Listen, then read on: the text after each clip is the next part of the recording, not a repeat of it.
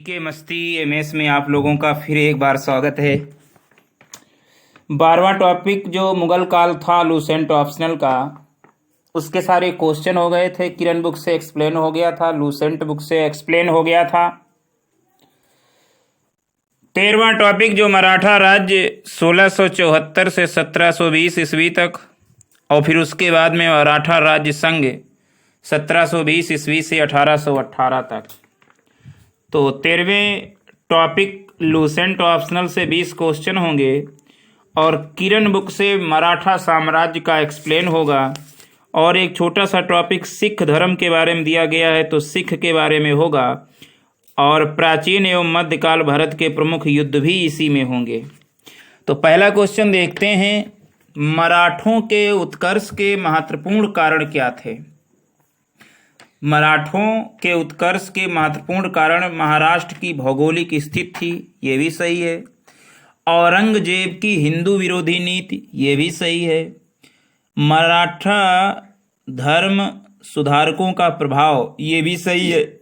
और शिवाजी का जुझारू व्यक्तित्व, ये चारों सही है। चौथा गलत है, शिवाजी द्वारा दक्षिण के शासकों से आर्थिक व सैन्य सहायता प्राप्त करना, ये गलत है।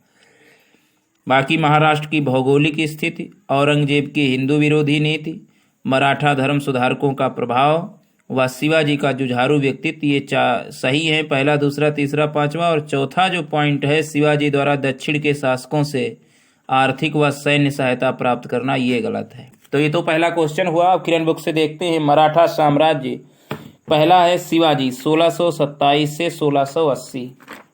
1627 से 1680।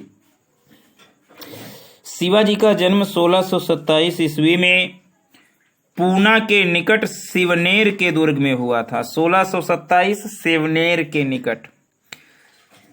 शिवाजी के माता पिता का नाम जीजाबाई और शाहजी भोसले था। शिवाजी ने 1643 ईस्वी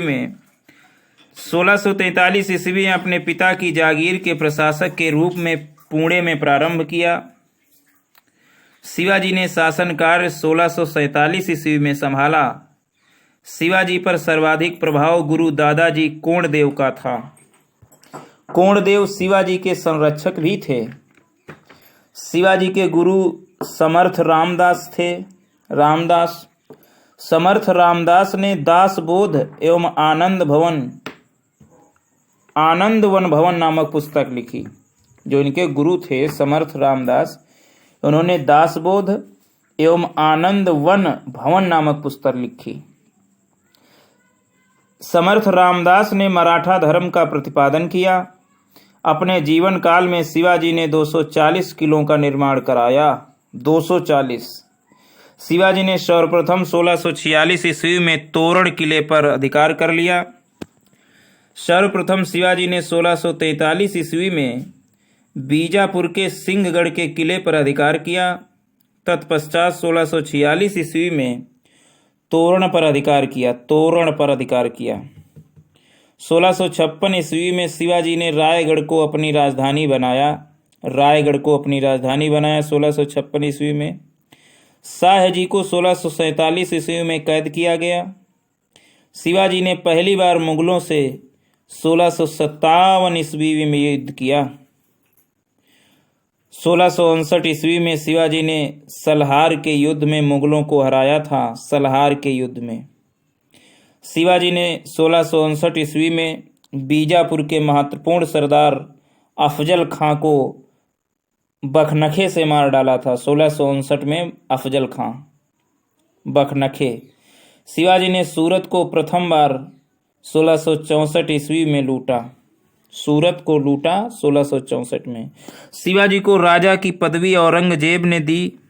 औरंगजेब ने 1665 ईस्वी में आमेर नरेश मिर्जा राजा जयसिंह को शिवाजी के विरुद्ध भेजा।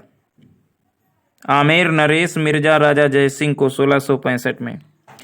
जयसिंह ने पुरंदर को जीत लिया तथा शिवाजी से पुरंदर की संधि की।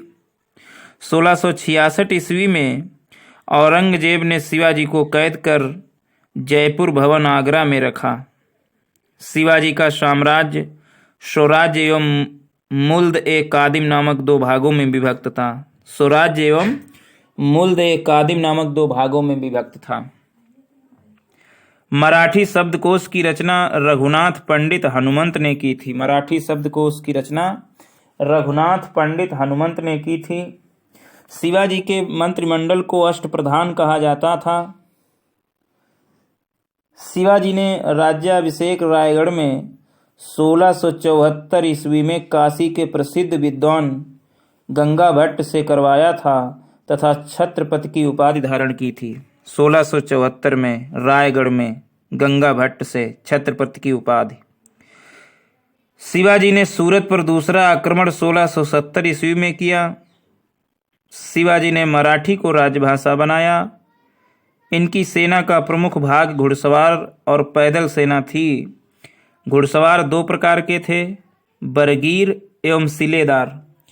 बरगीर ये शाही घुड़सवार थे जिन्हें राज्य की ओर से शस्त्र मिलते थे, और सिलेदार इन्हें घोड़े एवं शस्त्र स्वयं खरीदने पड़ते थे। शिवाजी की राजस्व व्यवस्था अहमदनगर राज्य में मलिक अंबर द्वारा अपनाई गई रैयतवाड़ी प्रथा पर आधारित थी। अहमदनगर राज्य में मलिक अंबर द्वारा अपनाई गई रैयतवाड़ी प्रथा पर आधारित थी। मराठा कराधान प्रणाली में 2 सर्वाधिक कर चौथ और सरदेश मुखी थे। चौथ जो कर था, कराधान में विजित राज्यों के क्षेत्रों से उपज के 1/4 के रूप में वसूला जाता था, जबकि सरदेश मुखी जो कर था, सरदेश मुखी कर या आय का 10% या 1/10 अंश के रूप में होता था, जो एक अतिरिक्त कर था। राजा राम ने नवे मंत्री को शामिल कर प्रतिनिधि नाम दिया। नवा मंत्री प्रतिनिधि। तो 8 इनके होते थे पद। मुख्य रूप से पेशवा या प्रधानमंत्री होता था। वित्त मंत्री आमात्य कहलाता था, आमात्य।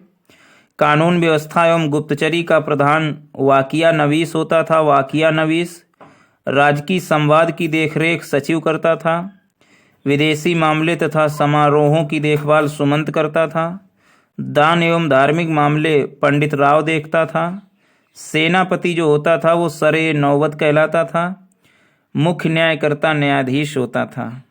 प्रधानमंत्री पेशवा, वित्त मंत्री आमात्य, कानून व्यवस्था एवं गुप्तचरी प्रधान वाकिया नवीस, राजकीय संवाद की देखरेख सचिव, विदेशी मामले एवं समारोहों की देखभाल सुमंत, दान एवं धार्मिक मामले देखता पंडित राव, सेनापति सरे नौबत और न्यायकर्ता न्यायाधीश।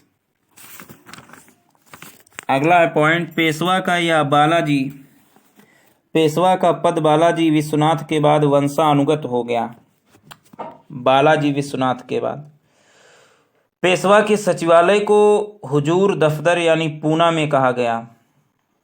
पेशवा के सचिवालय को हुजूर दफ्तर पूना में कहा गया। सबसे महत्वपूर्ण दफ्तर अलबरीज दफ्तर था। अलबरीज। गांव के मुख्य अधिकारी को पटेल अथवा पाटिल कहा जाता था। शिवाजी ने भूमि मापने के लिए काठी नामक मापक का प्रयोग किया। काठी। शिवाजी हैंद वध मर्मोद्धारक की पदवी के साथ छत्रपति के आसन पर बैठे। हैंद व धर्मोद्धारक। हैंद व धर्मोद्धारक की पदवी के साथ छत्रपति की गद्दी पर बैठे। शिवाजी के राजपुरोहित गंगा भट्ट थे। गंगा भट्ट ने शिवाजी को मेवाड़ के सिसोदिया वंश का छत्री घोषित किया। कर्नाटक अभियान शिवाजी का अंतिम विजय अभियान था। इनकी मृत्यु 1680 ईस्वी में हुई। शिवाजी का उत्तराधिकारी संभाजी हुए। संभाजी ने औरंगजेब के विद्रोही पुत्र अकबर को शरण दी। 1689 ईस्वी में संभाजी को औरंगजेब द्वारा बहादुरगढ़ में मार डाला गया।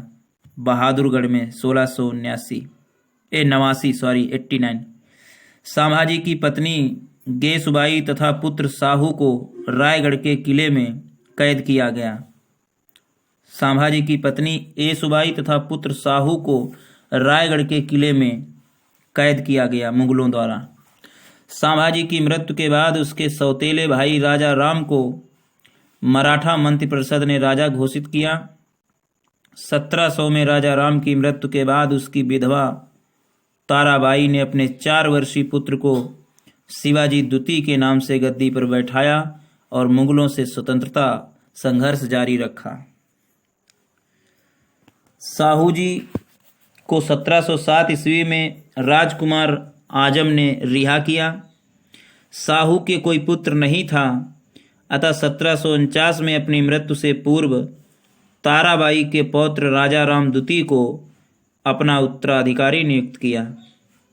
छत्रपति साहू व राजा राम की विधवा पत्नी ताराबाई के मध्य चल रहे गृह युद्ध ने पेशवाओं की शक्ति को बढ़ाया। 1713 ईस्वी में साहू ने बालाजी विश्वनाथ को पेशवा बनाया। बाजीराव प्रथम शिवाजी के बाद गुरिल्ला युद्ध का सबसे बड़ा प्रतिपादक था। साहू ने बाजीराव प्रथम को योग्य पिता का योग्य पुत्र कहा है। बाजीराव प्रथम ने हिंदू पातशाही का आदर्श रखा। हिंदू पातशाही बालाजी बाजीराव को नाना साहब के नाम से भी जाना जाता था। तो ये तो मराठा साम्राज्य हुआ। अब सिख धर्म के संस्थापक गुरु नानक थे। गुरु नानक ने लंगर प्रारंभ किया, गुरुमुखी लिपिका प्रारंभ किया। गुरुमुखी लिपिका आरंभ गुरु अंगद ने किया।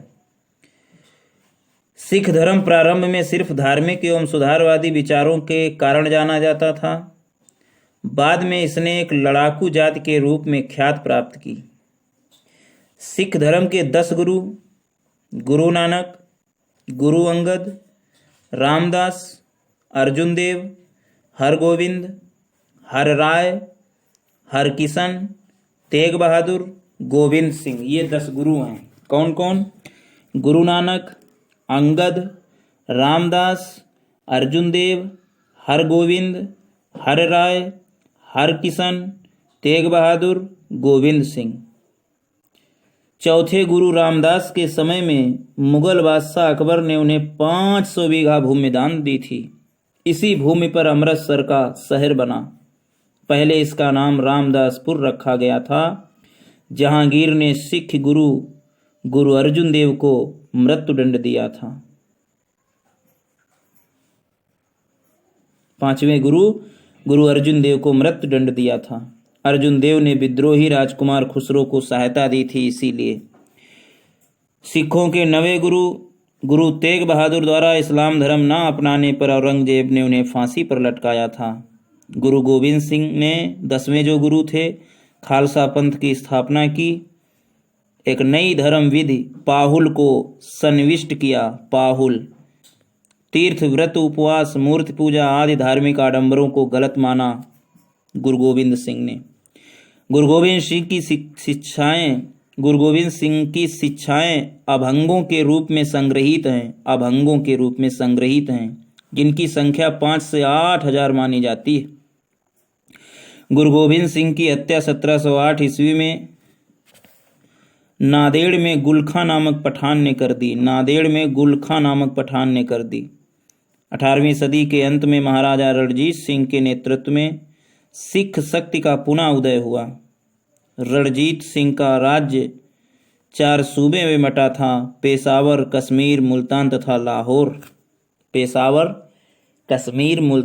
लाहौर। रणजीत सिंह का विदेश मंत्री फकीर अजीमुद्दीन एवं वित्त मंत्री दीनानाथ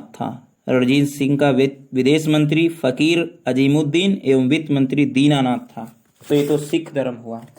अब थोड़ा देख लेते हैं प्राचीन एवं मध्यकाल भारत के प्रमुख युद्ध एक दृष्टि में। तो पहला युद्ध था हाइडे स्पीच का युद्ध, जो 326 ईस्वी में लड़ा गया। इस युद्ध में सिकंदर ने राजा पुरु को पराजित किया। अगला फेमस युद्ध है कलिंग युद्ध, 261 ईस्वी पूर्व में। वो हाइडे स्पीच का युद्ध 326 ईस्वी पूर्व में और कलिंग का युद्ध 261 ईस्वी पूर्व में। इस युद्ध में अशोक ने कलिंग के राजा को पराजित किया, परंतु युद्ध की विभीषिका से दुखी होकर उसने बौद्ध धर्म भी स्वीकार कर लिया। अगला युद्ध है रावर का युद्ध, 712 ईस्वी में रावर का युद्ध। इस युद्ध में मोहम्मद बिन कासिम ने सिंध के दाहिर को पराजित किया। मोहम्मद बिन कासिम ने रावर के युद्ध 1712 ईस्वी में दाहिर को पराजित किया सिंध के। पेशावर का युद्ध 1001 ईस्वी में। पेशावर के युद्ध में महमूद गजनवी ने राजा जयमल को हराया था 1001 ईस्वी में। तराइन का प्रथम युद्ध। तराइन का प्रथम युद्ध 1191 ईस्वी में पृथ्वीराज चौहान व मोहम्मद गौरी के बीच में हुआ, जिसमें गौरी हार गया। तराइन का द्वितीय युद्ध 1192 ईस्वी में, जिसमें मोहम्मद गौरी और पृथ्वीराज चौहान लड़े, लेकिन अब की बार गौरी जीत गया और पृथ्वीराज चौहान पराजित हो गए। चंदावर का युद्ध 1194 ईस्वी में हुआ, जिसमें मोहम्मद गौरी ने जयचंद को पराजित किया। पानीपत का प्रथम युद्ध। अगला युद्ध है पानीपत का प्रथम युद्ध। 21 अप्रैल 1526 ईस्वी में पानीपत के प्रथम युद्ध में बाबर और इब्राहिम लोधी लड़े और बाबर की विजय हुई। खानवा का युद्ध 17 मार्च 1527 ईस्वी में। खानवा के युद्ध में बाबर राणा सांगा को हरा दिया और राणा सांगा हार गए। अगला युद्ध चंदेरी का युद्ध। 1528 ईस्वी में चंदेरी के युद्ध में बाबर ने मेदिनी राय को हराया। अगला घाघरा का युद्ध। 6 मई 1529 में घाघरा के युद्ध में 6 मई 1529 को बाबर ने महमूद लोदी के मध्य हुआ और महमूद लोदी को हराया। अगला है दौराहा का युद्ध 1532 ईस्वी में।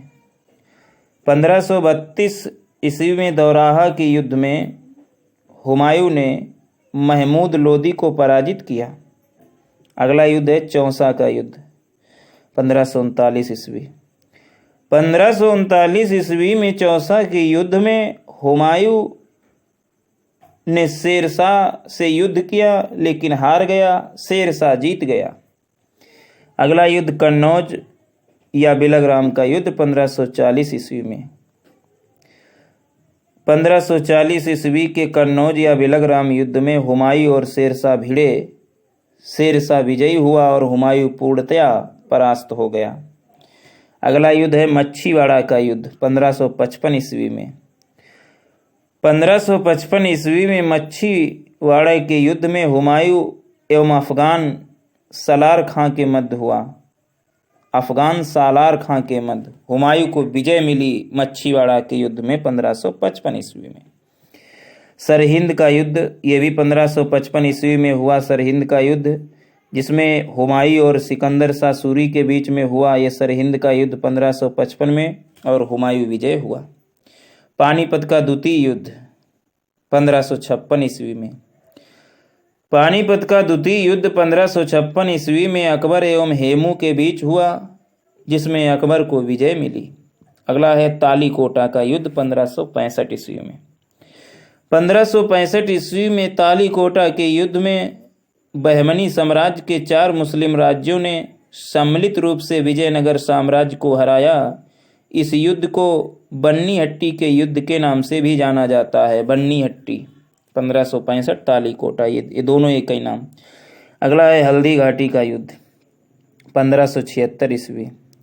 1576 ईस्वी में हल्दी घाटी का युद्ध हुआ, जिसमें मुगल सेनापति मानसिंह और राणा प्रताप के बीच में लड़ा गया, जिसमें मुगलों की विजय हुई। अहमदनगर का युद्ध 1600 ईस्वी में। तो अहमदनगर का युद्ध अकबर की सेना और गोंडवाना की रानी चांद बीबी के मध्य हुआ। इस 1600 ईस्वी के अहमदनगर युद्ध में अकबर की विजय हुई। असीरगढ़ का युद्ध 1601 ईस्वी में। 1601 ईस्वी में असीरगढ़ के युद्ध में अकबर और मियाँ बहादुर के मध्य युद्ध। अकबर को विजय मिली। यह अकबर का अंतिम सैन्य अभियान था। अगला है धर्मत का युद्ध 1658 ईस्वी। तो 1658 ईस्वी में धर्मत के युद्ध में औरंगजेब और दारा शिकोह के मध्य लड़ा गया। इसमें औरंगजेब की विजय हुई और दारा शिकोह हार गया 1658 में धर्मत के युद्ध में। और इस टॉपिक का लास्ट युद्ध सामूगढ़ का युद्ध 1658 ईस्वी में। तो औरंगजेब और दारा शिकोह के मध्य ये सामूगढ़ का युद्ध 1658 में हुआ। इसमें भी औरंगजेब जीता और दारा शिकोह बेचारा फिर हार गया। तो इस तरीके से ये प्राचीन एवं मध्य भारत के प्रमुख युद्ध हमने बताए। तो अब देख लेते हैं शेष क्वेश्चन। दूसरा क्वेश्चन कह रहा है कि मराठों ने सर्वप्रथम किसके अधीन कार्य कर प्रशासनिक अनुभव प्राप्त किया? तो देवगिरी के यादवों के अधीन रहकर मराठों ने सर्वप्रथम प्रशासनिक अनुभव प्राप्त किया। तीसरा है मराठों के बर्गीगिर यानी गुरिल्ला युद्ध प्रणाली या छापामारी युद्ध प्रणाली गुड़ का सबसे पहले और सबसे अधिक उपयोग किसने किया? तो मलिक अंबर ने बर्गीगिर, जिसे उसने नाम बर्गीगिर दिया था, गुरिल्ला युद्ध प्रणाली, तो सबसे पहले इसी ने अधिक उपयोग किया था। गुरिल्ला युद्ध का पथ प्रदर्शक कौन था? उपयोग तो मलिक अंबर ने किया, लेकिन गुरिल्ला युद्ध का पथ प्रदर्शक शिवाजी थे। इसमें ऑप्शन में मलिक अंबर नहीं आया है। जब मलिक अंबर शिवाजी आएंगे तो फिर मलिक अंबर ही ऑप्शन में लगाना होगा। शिवाजी के प्रशासन में पेशवा का पद प्रधानमंत्री का पद होता था, अभी हमने बताए थे। चौथ क्या था? पड़ोसी राज्यों पर विजय द्वारा लगाया गया भूमि कर चौथ कर था। अगला है मराठा राज्य का दूसरा संस्थापक किसे कहते हैं? तो मराठा राज्य का दूसरा संस्थापक, प्रथम तो शिवाजी हैं, दूसरा संस्थापक बालाजी विश्वनाथ को कहते हैं। यूरोपीय शक्तियों में किसने शिवाजी को तोपें प्रदान की? तो यूरोपीय शक्तियों में अंग्रेजों ने शिवाजी को तोपें प्रदान की थी। नवा क्वेश्चन, शिवाजी ने मुगलों को किस संधि के द्वारा किलों को हस्तांतरित किया? तो शिवाजी ने मुगलों को पुरंदर की संधि द्वारा किलों को हस्तांतरित किया।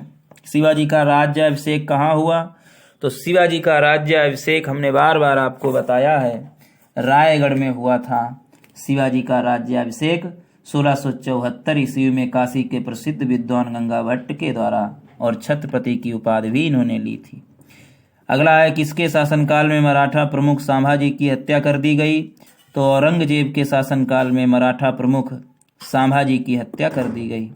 शिवाजी के साम्राज्य की राजधानी कहाँ थी? रायगढ़ थी शिवाजी के साम्राज्य की राजधानी।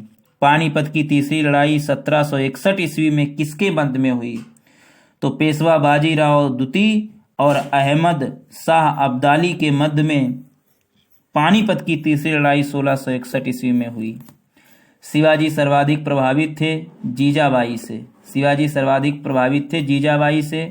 अष्टप्रधान मंत्रिपरिषद किस शासक के शासनकाल में थी? तो अष्टप्रधान मंत्रिपरिषद शिवाजी के शासनकाल में थी। 16वां क्वेश्चन, शिवाजी के राज्याभिषेक गुरु एवं संरक्षक कौन थे? तो दादा कोंडदेव शिवाजी के राजनीतिक गुरु एवं संरक्षक थे। सुमेलित कीजिए। शाहजी भोसले शिवाजी के पिता हैं। जीजाबाई शिवाजी की माता। समर्थ रामदास शिवाजी के आध्यात्मिक गुरु। दादाजी कोंडदेव शिवाजी के संरक्षक। शाहजी भोसले शिवाजी के पिता। जीजाबाई शिवाजी की माता। समर्थ रामदास शिवाजी के आध्यात्मिक गुरु। दादाजी कोंडदेव शिवाजी के संरक्षक। तो शाहजी भोसले शिवाजी के पिता, जीजाबाई माता, समर्थ दास उनके आध्यात्मिक गुरु, दादाजी कोंडदेव शिवाजी के संरक्षक। 18वां क्वेश्चन, शिवाजी को कर्म दर्शन का उपदेश देने वाले एवं शिवाजी के पुत्र संभाजी को मराठों को संगठित करने और महाराष्ट्र धर्म को प्रचारित करने का उपदेश देने वाला मराठा संत कौन था? शिवाजी को कर्म दर्शन का उपदेश देने वाले, शिवाजी के पुत्र संभाजी को मराठों को संगठित करने वाले और महाराष्ट्र धर्म को प्रचारित करने का उपदेश देने वाला मराठा संत समर्थ रामदास थे। 19वां क्वेश्चन, दासबोध के रचनाकार कौन हैं? तो दासबोध के रचनाकार, दासबोध और आनंदवन भवन की रचना समर्थ रामदास ने की थी। 20वां और आज का अंतिम क्वेश्चन, लॉर्ड वेलेस्ली की सहायक संधि को स्वीकार करने वाला पहला मराठा सरदार पेशवा बाजीराव द्वितीय था। लॉर्ड वेलेस्ली की सहायक संधि को स्वीकार करने वाला पहला मराठा सरदार पेशवा बाजीराव सेकंड था। तो ये तो हुए 20 क्वेश्चन मराठा राज्य से 13वें टॉपिक से। और